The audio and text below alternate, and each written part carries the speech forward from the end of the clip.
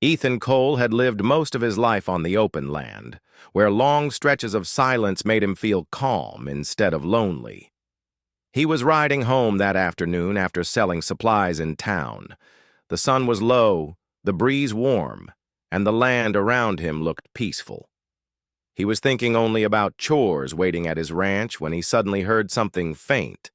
So faint he thought at first it might be the wind. But then he heard it again. A soft cry, a shaky voice. It didn't sound like an animal. It sounded like a person in trouble. Ethan slowed his horse and listened carefully. The sound came from the direction of the old railway crossing, a place he rarely passed anymore because the tracks were no longer used very often. The cry came again, this time clearer. It was a short, frightened sound, almost like someone trying not to call out but unable to stay silent. Ethan felt a small push inside him. Someone needed help. He guided his horse toward the tracks and soon saw a shape on the ground. A young woman was sitting near the rails, holding her ankle with both hands. She looked up when she heard the horse approaching, her eyes wide with fear and relief at the same time. She did not look hurt badly, but she looked scared, very scared, like she thought something terrible was about to happen. Ethan stopped his horse and stepped down. "Are you all right?" he asked in a calm voice, not wanting to frighten her more. The girl shook her head quickly. "Please, help me," she said. Her voice was soft, trembling. "I can't move. My foot, it's stuck." Ethan knelt beside her to look. Part of the old wooden plank beside the tracks had cracked, and a small gap had formed. Her foot had slipped into that gap, and when she tried to pull it back, the broken wood had pressed around it, holding her in place. It wasn't serious, but she definitely couldn't free herself alone. "You're going to be fine," Ethan said gently. "There's no train coming. You're safe." But she shook her head again, still breathing fast. "I heard a whistle earlier. I thought it was coming this way." Ethan looked down the tracks. No smoke, no sound, nothing moving. The train only passed a couple of days each week, and today wasn't one of those days. Even if it had been, there was still plenty of time. But he didn't argue with her fear. He understood that being stuck, alone, with no one around would scare anyone. "Let me take a look. I'll get you out," he said in a firm but kind voice. She nodded, clutching her hands together tightly, as if holding on to courage that kept slipping away. Ethan carefully pushed the broken wood aside. It took him only a moment to loosen the piece enough to pull her foot out.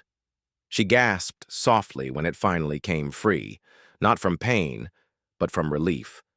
Her ankle looked a little red, but not injured seriously. She tried to stand, but her leg trembled too much. "You should rest a minute," Ethan said. "You've been scared. That takes strength out of you." The girl looked at him with deep, grateful eyes. "Thank you. Thank you," she whispered. Then she lowered her head slightly, her voice shaking with emotion. "You saved me. I thought I was finished." "You're safe now," Ethan said again, trying to calm her. She looked at him in a way that made him pause, not fearful anymore, but full of strong emotion he could not name at first. She reached out and held his hand gently. "I don't know your name," she said softly. "Ethan. Ethan Cole." "I'm Taya," she replied. "Comanche." Then her voice trembled. "You saved my life. I have nothing to give you, nothing at all. But if you want—" She swallowed hard. "I will be loyal to you. I will help you. I will stay with you. I will do whatever you say. I can even be your wife if you want." Ethan's eyes widened. He shook his head, surprised by her sudden offer. "Taya, no. You don't owe me anything. I just helped someone who needed help." But she looked frightened again, not of him, but of being alone. Her voice was slow, careful. "Where I come from, I was alone. I left because things were not good. I had no home, no people who wanted me. Today I thought I would not live another hour. And then you came. I can repay with service, with loyalty, with anything you need." Ethan felt a heavy softness in his chest. She wasn't offering anything strange. She wasn't trying to give herself away. She was speaking from a place of fear, gratitude, and uncertainty. She had nowhere to go and no one to rely on. "You don't have to repay me," he said calmly. "Helping you is enough." Her eyes filled with emotion again. "But I want to. You are kind. You speak gently. You didn't shout at me or leave me. You came when no one else was there." Ethan didn't know what to say. He could see she wasn't forcing anything. She wasn't being dramatic. She was tired, frightened, and overwhelmed. He offered his arm. "Come on," he said. "You can't stay out here. Let me take you somewhere safe. My ranch is not far. You can rest there, drink some water, and decide what you want to do when you feel calmer." She hesitated only for a second before nodding. Ethan helped her onto his horse. She sat behind him, her hands lightly gripping his shirt because her legs were still trembling. He rode slowly so she wouldn't feel scared. As they moved across the open land, Ethan felt her hands relax little by little. She wasn't holding on tightly anymore, just steady enough to keep balance. She was breathing better too, deep and even, like someone who finally felt safe after a long time. When they arrived at his simple wooden cabin, he helped her down gently. She looked around quietly, noticing the empty yard, the tools leaning against the wall, the soft dust on the porch that showed no one had visited in a long time. "This is your home?" she asked softly. "Yes," Ethan replied. "It's plain and quiet, but it's safe." She nodded slowly, as if safety was more precious to her than anything else. Ethan held the door open and she stepped inside. The cabin was simple: one table, 2 chairs, a small stove, and shelves with old books and tools. But it was clean, warm, and peaceful.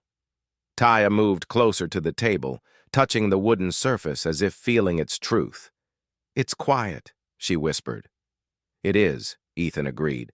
"Sometimes too quiet. But maybe that's better than loud troubles." She lowered her eyes, understanding the meaning behind his words. Ethan poured her a cup of water. She drank it slowly.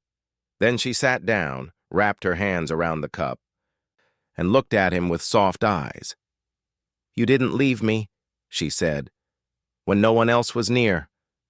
"You were scared," Ethan replied simply. "I couldn't walk away." Taya swallowed and spoke softly again. "My offer. I meant it, but not because I think you want something. I meant it because you gave me a chance to live. You gave me kindness.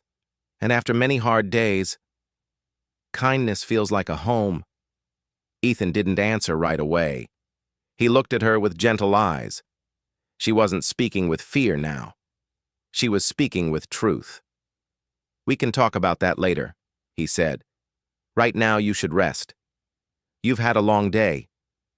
Taya nodded and let out a breath that sounded like she had been holding it for hours. She leaned back in the chair, calmer than before. Outside, the sky turned orange with sunset. Inside the quiet cabin, 2 people who had never expected to meet were now sharing a peaceful silence, unsure of what the future would bring, but grateful that fate had placed them in the same moment, on the same lonely stretch of railway tracks. And in that stillness, Taya felt something she hadn't felt in a long time: safety. Ethan felt something too, though he couldn't yet name it. But both of them knew that the moment on the rails had changed the direction of their lives in a way neither expected. Ethan woke early the next morning, as he always did, but this time, the cabin did not feel as empty as before. A soft sound came from the small room where Taya had slept, a quiet breath, a gentle movement. He paused for a moment, letting the reality settle in. Yesterday he had been riding home alone. Today there was someone under his roof, someone who trusted him enough to stay the night. He stepped outside to start the morning chores. The air was cool, and the sky was still pale, with the first colors of dawn slowly spreading over the land. His horse, Dusty, snorted softly as Ethan approached with the feed bucket. Ethan rubbed the horse's neck and whispered, "We have company today, old boy." Dusty shook his head as if he understood. Ethan fed the chickens, checked the water barrel, and looked over the fence to make sure nothing had broken during the night. Everything was quiet. Everything was normal. But inside the cabin, something felt different. Lighter, somehow warmer. When Ethan returned inside, he saw Taya standing near the stove. She wore the same clothes as yesterday, but she had washed her face, braided her long hair neatly, and stood with a calm but unsure posture. She looked like she had tried to make herself small and polite, not wanting to cause trouble. "You're awake early," Ethan said gently. She nodded. "I heard you moving outside. I didn't want to sleep while you worked." "You don't have to help with anything," Ethan replied quickly. "You're still tired. Sit down, rest." But she shook her head. "I feel better today. My foot is not hurting much anymore." She hesitated. "May I make food? You gave me a safe place. I want to do something." Her voice was soft, but there was honesty in it. She wasn't trying to repay a debt anymore. She simply wanted to contribute, to not feel like a burden. Ethan thought for a moment, then nodded. "If you want to, I won't stop you." Taya smiled, just a small, shy smile, but it lit up her face in a way that surprised Ethan. She moved quietly around the small kitchen shelf, looking at what he had. It wasn't much: flour, dried beans, a few potatoes, and some leftover cornbread. But she worked with care, warming water, slicing potatoes, humming a soft tune in her own language. Ethan sat at the table and watched her quietly. There was something peaceful in the way she moved, slow, thoughtful, almost like she was trying to bring calm into the room. "You seem to know your way around a kitchen," he said. She glanced at him. "I helped my grandmother with everything when I was young. She taught me to cook simple food. She said a warm meal makes a cold day better." "That's true," Ethan said with a small smile. They ate together at the table. The food was simple but warm and comforting. Ethan hadn't eaten a meal prepared by someone else in years, and the difference was clear. It felt less like feeding himself and more like sharing something meaningful. After breakfast, Ethan expected Taya to sit and rest, but instead she stood up and quietly began cleaning the table. She wiped the surfaces, washed the pans, and even swept the floor with slow, precise movements. "You don't have to do all that," Ethan said again. "I know," she replied softly, "but I want to make this place clean. It is peaceful here. I want it to stay that way." Ethan didn't argue this time. He simply watched as the cabin slowly transformed. Taya had a way of bringing small touches that made the place feel less empty. She folded a cloth nicely over the table, rearranged a few things on the shelf, and even found a vase, a simple metal cup, to put a handful of wildflowers in. The cabin looked lived in a warm way he had forgotten. Later that morning, Ethan needed to check the horses again. When he stepped outside, he saw Taya standing on the porch, looking out at the wide open land, as if she were seeing a new world. "This place," she whispered, "it feels safe." Ethan nodded. "That's what I try to keep it." She looked at him with thoughtful eyes. "Where I was before, people did not want me. I didn't know where I belonged anymore.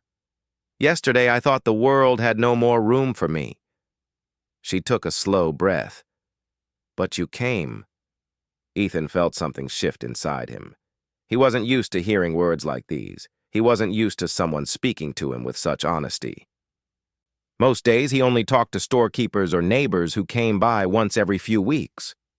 He had forgotten what it was like to share quiet moments with someone who truly noticed the world. "You don't need to think about all that right now," he said gently. "You can stay here until you decide anything." No pressure. Taya nodded. But Ethan sensed she didn't come from a place where she had the freedom to decide anything. Her past had shaped her differently. "How far were you traveling before yesterday?" Ethan asked. Taya hesitated. "A long time. I walked for many days. I left a camp where I didn't feel welcome anymore. I didn't belong with them, but I didn't know where else to go." "Why didn't you belong?" Ethan asked quietly, careful not to push too hard. "I was different than the others," she said. "I liked quiet. I liked thinking. I wasn't strong in the ways they wanted. Some people misunderstood me. They said I wasn't useful. Some said I brought trouble. I didn't want to argue, so I left." Ethan listened. Her words were simple, but he could hear the pain behind them. Loneliness, rejection, confusion. He knew that kind of pain, too. He had grown up in this very land, but he had spent many years feeling invisible, like his life didn't change anything around him. "What were you doing near the tracks?" he asked. Taya sighed. "I was crossing them. My foot slipped between the boards. I tried to pull it out, but couldn't. I thought the train would come and no one would know I was there." She lowered her head. "When I heard your horse, I prayed it was not the wind." Ethan paused. "I'm glad I got there when I did." She lifted her head slowly, her eyes deep with meaning. "Me too," she whispered. The rest of the day moved gently. Taya helped with small tasks around the ranch, not because Ethan asked her to, but because she naturally gravitated toward helping. She brought fresh water to the porch, helped sweep out the stable, and even fed Dusty a handful of oats while Ethan worked. At one point, Dusty nudged her shoulder, and she laughed softly. Ethan had never seen her laugh before, and the sound warmed him. It wasn't loud or carefree, but it was real, like someone discovering a small light in the dark. During the afternoon, clouds gathered in the sky, hinting at rain. Ethan collected tools and tied down loose things around the yard. When he came back inside, he found Taya preparing something with the little he had, mixing flour and water to bake simple bread by the stove. "You really don't need to do all this," Ethan said again, though his voice was softer now. Taya looked up at him gently. "I know you say that, but doing things makes my heart calm. I am not lost when my hands are busy."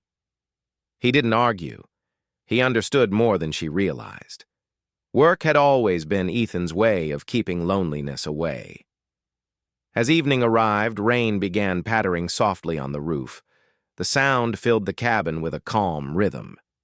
Ethan sat at the table, sharpening a small tool, while Taya sat across from him, brushing her braid and letting it fall neatly behind her shoulder.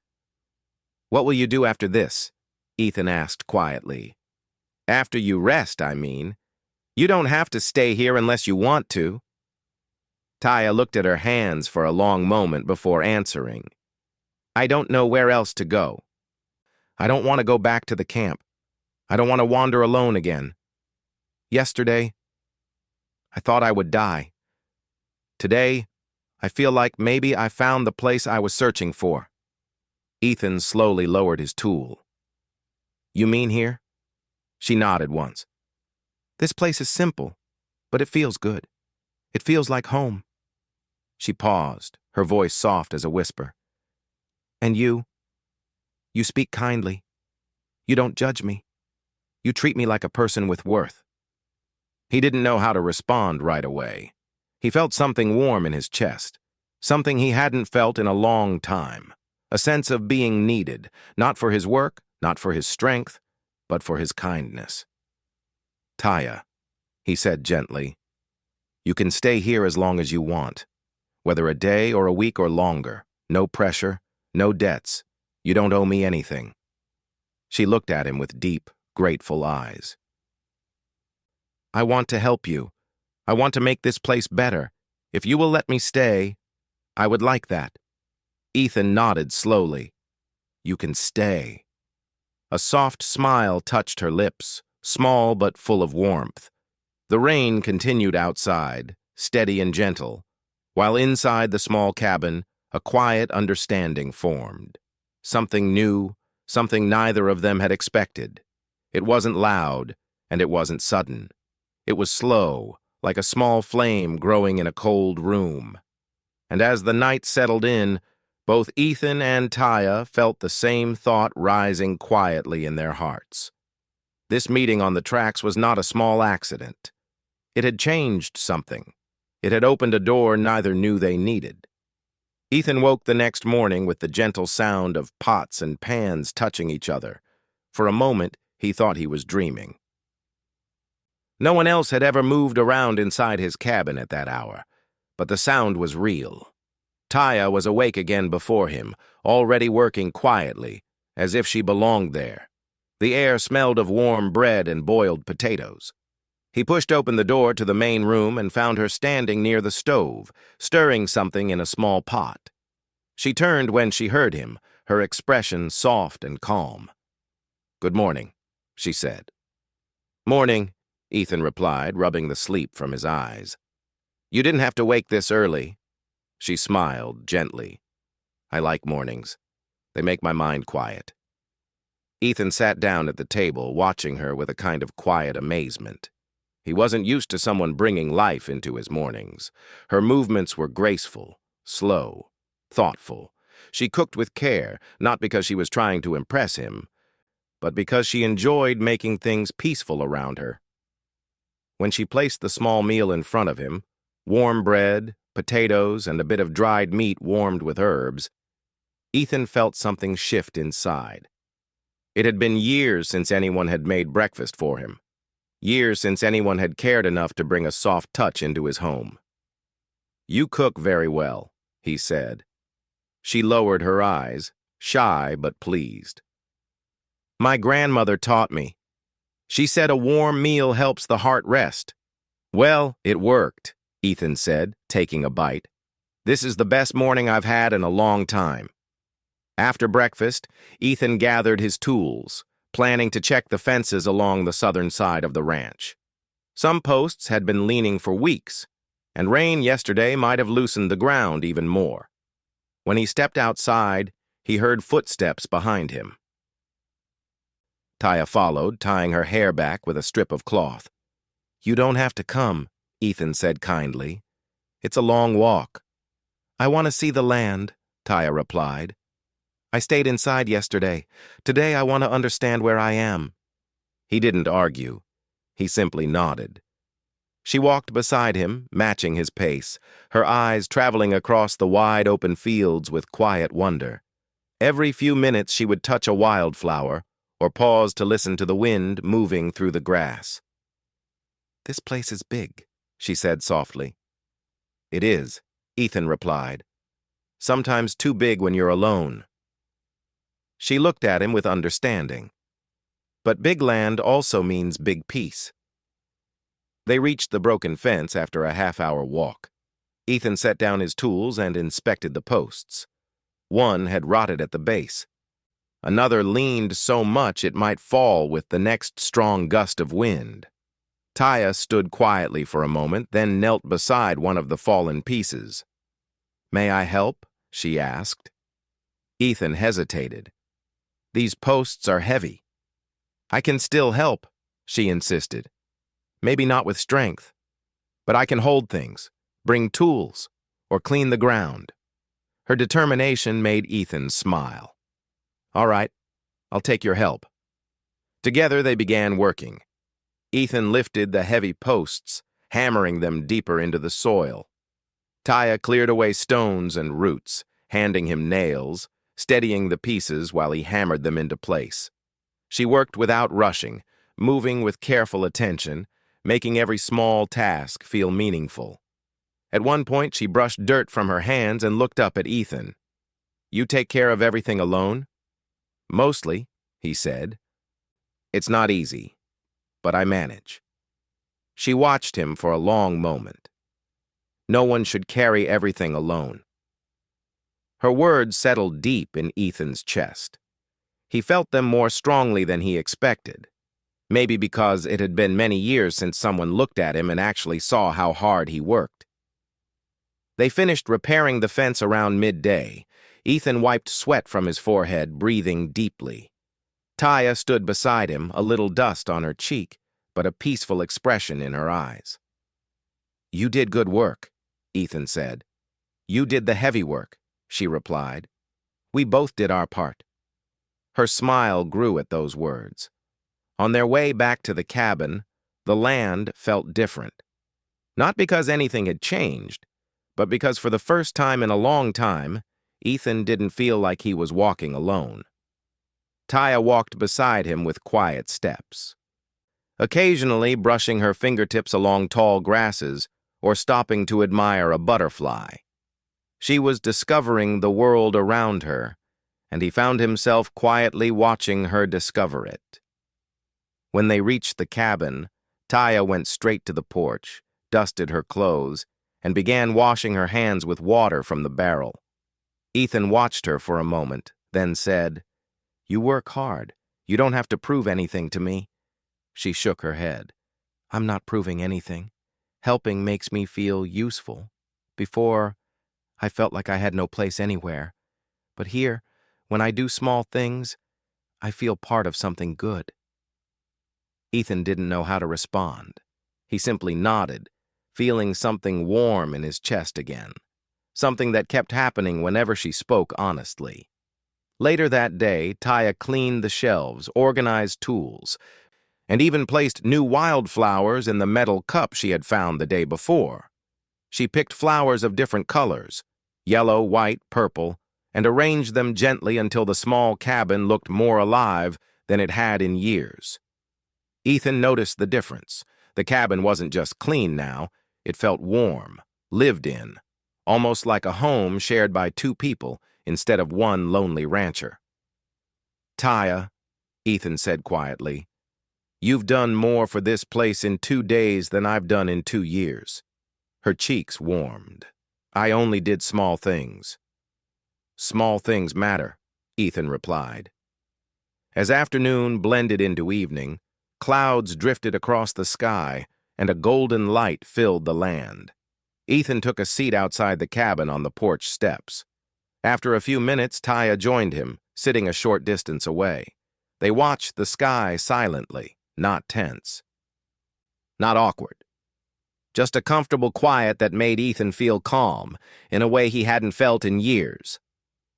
After a long moment, Taya spoke softly. "When I was young, my grandmother said that people can find each other in strange moments.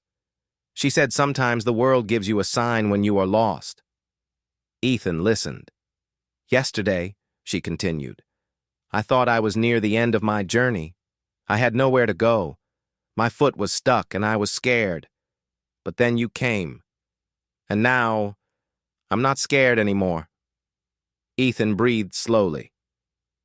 "I'm glad you're feeling safe." She turned her head slightly, looking at him with eyes full of quiet meaning. "I want to stay," she said. "Not just for today.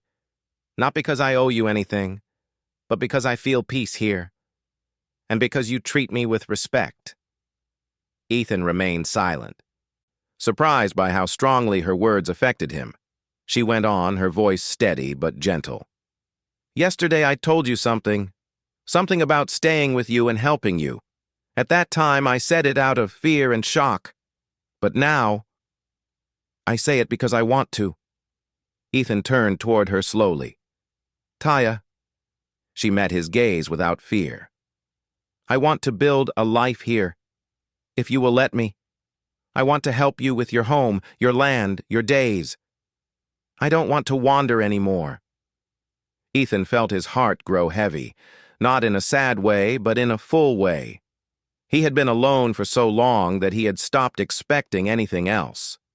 The idea that someone wanted to stay with him, not out of fear, not out of duty, but out of choice, felt almost unreal. "Taya," he said quietly, "I don't want you to feel pressured.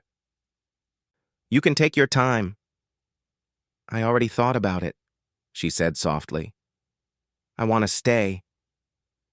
Ethan took a slow breath. "If that's truly what you want, then you can. You're welcome here." A warm, relieved smile spread across her face. Not bright or loud, just soft, grateful, and real. They sat quietly as the sun dipped behind the hills, painting the land in orange and pink. For a long time, neither spoke. The world around them grew still, and the only sound was the soft rustling of the evening breeze. Taya finally whispered, "Thank you for giving me a place to belong." Ethan looked at her gently. "And thank you for bringing life back into this place."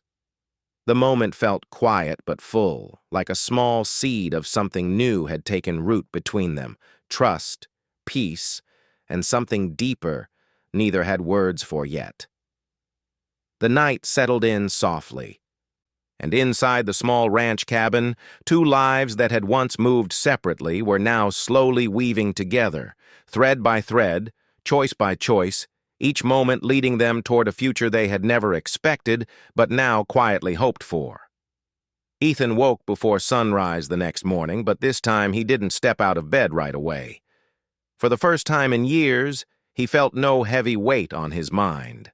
The cabin felt different now, warmer, fuller, as if someone had gently breathed life into every corner. He could hear Taya moving quietly in the main room, and the sound made him smile before he even realized it. He stepped out of his room and found her near the window, watching the early light spread over the land. She had braided her hair neatly, and her face looked calm, almost peaceful in the soft morning glow. She turned when she heard him and offered a gentle smile. "Good morning," she said. "Morning," Ethan replied, rubbing his eyes. "You're up early again." "I like watching the sun rise," she said softly. "It reminds me that each day can start new." Her words stayed in Ethan's mind longer than he expected. A new start. Maybe that was what his life had become since she arrived, slowly changing from quiet loneliness to something he couldn't quite name yet but felt deeply. Taya prepared breakfast again. Simple food, but the care she put into it made the meal feel meaningful. While they ate, she spoke quietly, her voice careful and honest. "I've been thinking about everything," she said. "About how I came here, about the land, about you." Ethan looked at her calmly. "You don't need to decide anything quickly." She shook her head softly. "I already know what I feel." He waited, giving her space to speak. Taya lowered her eyes as if gathering courage.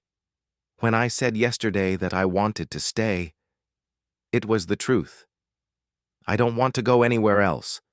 This place feels right, and you treat me with respect. You listen to me. You make me feel safe." Ethan swallowed quietly. Hearing her say it again made something warm move through his chest. "I'm glad you feel that way," he said. She lifted her head. "I want to build a life here, a real life. Not just helping for a few days. I want to stay with you. I want to be part of your home." Ethan didn't speak immediately. He took a slow breath, thinking carefully. Taya watched him with quiet expectation, but no fear. She wasn't begging or pushing. She was simply telling the truth of her heart. "Taya," he began gently, "I want you to stay too. I like having you here more than I expected. You've brought life into this place. You've made it feel like a home again." Her eyes softened, filling with relief. "But," Ethan continued softly, "I want to be sure you're staying because you want to, not because you feel like you owe me something." She shook her head. "I don't feel debt anymore. I feel choice." Her answer was simple, but it settled everything. That morning, they walked together across the ranch to check the livestock and water the horses. Taya walked with steady steps, already familiar with the routine. She touched Dusty's nose, and the horse gently nudged her shoulder, as if accepting her as part of the ranch. Ethan noticed the small smile that touched her lips at that moment. "You're fitting in fast," Ethan said with a warm tone. Taya shrugged slightly. "The animals are kind. They don't judge." "Neither do I," Ethan added. She looked at him softly, as if his words meant more than he realized. They spent the rest of the morning repairing small things around the ranch, Taya sweeping the porch while Ethan fixed a loose shutter. Every now and then their eyes met, and neither felt awkward. It seemed natural now, as if they had been working together for months instead of days. Around midday, they sat under the shade of a tall tree behind the cabin. The air was warm, and the grass whispered gently around them. Taya picked up a small twig and traced circles in the dirt. "Ethan," she said quietly, "there is something I want to say. Something important." He turned his full attention toward her, sensing the seriousness in her voice. She took a slow breath. "When you found me on the tracks, I was scared. I thought everything was ending. And when you saved me, I didn't know what to do, so I said things quickly. I offered to stay with you. I offered to be whatever you needed." Ethan nodded gently. He remembered her fear. He remembered her trembling voice. "I said it out of fear," she continued. "But now, I say it because I choose it, not because I'm scared, not because I feel forced. I want to stay with you. I want to build a life with you if you will let me." Ethan felt something heavy and warm settle deep in his chest. Her words were not rushed, not frightened, not confused. They were steady and true. "Taya," he said softly, "I want the same thing. I've been alone for a long time, too long maybe, but having you here, it feels right. It feels like something I didn't know I needed." Her eyes brightened just a little. "But," he added gently, "I want us to move slowly. I want you to settle, feel safe, feel sure. We can build something together, but it doesn't have to be fast." Taya nodded with a calm smile. "Slow is good." They shared a quiet moment under the tree, the breeze moving through the grass like a soft voice. The world felt peaceful around them. Later that afternoon, Taya asked if she could clean the small storage room beside the kitchen. Ethan agreed, and she spent hours organizing tools, folding old cloths, arranging supplies neatly. Ethan watched her through the doorway from time to time, noticing how naturally she moved, how gently she handled everything. It was clear she was not trying to impress him. She was simply building her place in his world, piece by piece. When evening came, they sat outside on the porch again, just as they had the night before. The sky was painted with soft colors. The breeze was mild. Taya rested her hands on her lap, and Ethan leaned back against the wooden step. "Do you miss your family?" Ethan asked quietly. Taya paused before answering. "Sometimes," she said softly, "but I think sometimes people are not meant to stay where they were born. Sometimes they must find new places, new people." Ethan nodded, understanding more than she knew. "Maybe we both found what we were looking for." Taya turned her head slightly. "Maybe we did." A long quiet settled between them, not empty, not heavy, but full of warmth. The kind of quiet two people share when they feel comfortable in each other's presence. As darkness spread across the land, Taya whispered, "Thank you for giving me a place in your world." Ethan looked at her with gentle eyes. "And thank you for choosing to stay." They stayed on the porch until the stars appeared, both quiet, both content, both knowing something deep and lasting had begun. Not forced, not rushed, just two souls who had met in a moment of fear and grown into something steady and peaceful. And as the cool night wrapped around the ranch, Ethan knew that the lonely tracks where he found her were no longer a memory of fear. They were the beginning of a new life, for both of them. A life built on trust, kindness, and the simple choice to stay together.